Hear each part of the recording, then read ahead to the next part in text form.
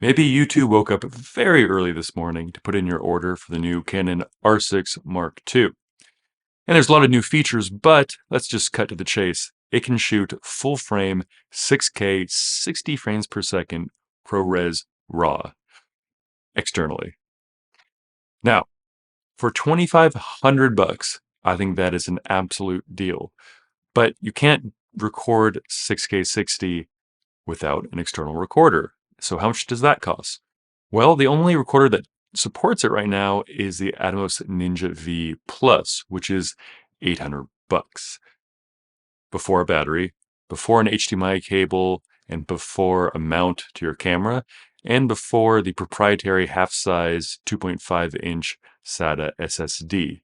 So you're looking at a total of about $4,000 with the external recorder and the R6 Mark II body. Now, I still think that's a deal for what you're getting.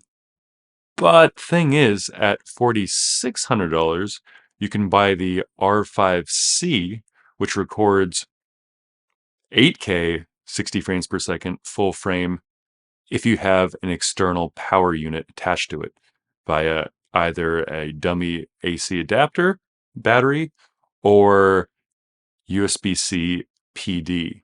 So that means, like the R6 Mark II, you're going to need something extra for the camera to record the high frame rate, high resolution that you bought the camera for in the first place. So that's a tough buy. You spend that extra 600 bucks and go 8K 60 with extra power added to the camera, or an entire 5-inch external recording screen and unit and pay $4,000. It's tough. Now, I'll say if you already have the Atomos Ninja V Plus, then $2,500 for 6K 60 with autofocus, really, really the best with Sony autofocus. I'd say it is one of the best deals out there right now.